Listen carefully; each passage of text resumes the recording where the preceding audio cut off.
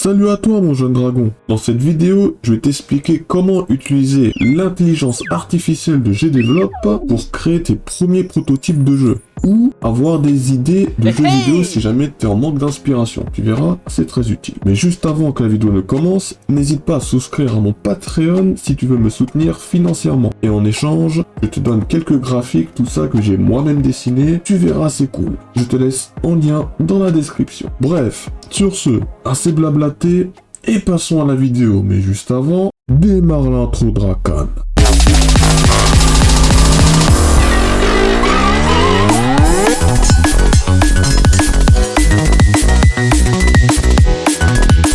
Merci pour l'intro Drakan.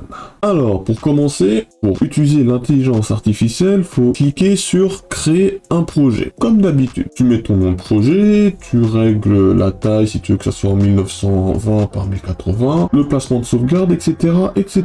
Ensuite, ici, il y a marqué demande IA. Tu as deux solutions. Soit tu marques en français, quand il me semble ça marche plutôt bien en écrivant en français, mais je pense qu'il vaut mieux l'écrire en anglais. Mais soit tu écris à peu près l'idée que tu veux, par exemple, tu mets un monstre de donjon avec un jeu d'énigmes, etc., etc. Ou soit t'appuies sur le bouton générer une demande aléatoirement et là, il va te mettre une demande en anglais. Du coup, si tu ne comprends pas trop, t'as qu'à copier-coller le texte et tu colles sur DeepL ou Google Traduction. Tu cliques sur générer une demande aléatoirement et dès qu'il y a une demande qui te plaît plutôt bien, tu mets créer un projet. Ensuite, tu vas avoir une petite icône de chargement, tranquillou, et dès que l'IA aura accepté ta demande, et ben là, il va te faire un projet, un prototype, mais nickel. Le résultat, il est incroyable. Et généralement, quand l'IA te fait un projet, c'est qu'il aura au préalable sélectionné une petite liste d'objets, il aura utilisé les variables, il aura même codé le jeu, bref, il a tout fait, il a vraiment créé un prototype. Et là, comme tu peux le voir, il t'a fait un niveau, il t'a placé les blocs et tout. Quand tu cliques sur aperçu pour jouer à ce prototype, bah, t'as déjà un personnage qui bouge. Bon, il a pas fait au détail près. En général, il anime pas trop le personnage, il fait juste en sorte à ce qu'on puisse bouger et puis qu'on puisse voir le jeu et tout. Mais déjà, c'est un bon prototype et ça te donne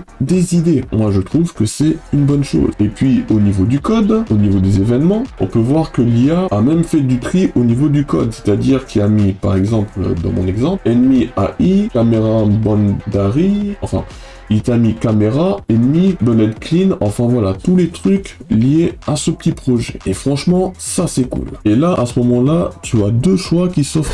Soit choix numéro 1, tu continues sur ce même projet que l'IA a généré et puis t'en fais ton propre jeu, en modifiant les images, en modifiant quelques trucs et puis tu crées d'autres niveaux, car généralement, il crée un seul niveau. Ou soit choix numéro 2, tu recrées un nouveau projet, tu repars de zéro et puis tu t'inspires de ce que l'IA a fait, mais tu le refais à ta sauce. Voilà. Et puis tu as ton propre jeu vidéo fait à ta manière. C'est maintenant l'heure de la conclusion. Bon, comme tu peux le voir, c'était une vidéo assez rapide. Et oui, il n'y a pas grand chose à explorer. C'est juste une intelligence artificielle intégrée à GDevelop auquel tu peux faire des choses, notamment créer des prototypes. J'utilise surtout pour faire des protos et puis un peu m'inspirer quand je suis vraiment à court d'idées. Bon, pour l'instant, j'ai encore plein d'idées de jeux vidéo, mais dès que j'ai un coup de mou au niveau de ma créativité, et bah j'utilise un peu cette petite IA qui est intégrée à ce moteur de jeu. Franchement, ça fait le taf. On va dire que ça dépanne. Bon, sur ce, si cette petite vidéo t'a plu, n'hésite pas à lâcher ton plus gros like, à t'abonner pour ne rien rater de mes futures vidéos. Sur ce, je te dis, prends soin de toi et... outro.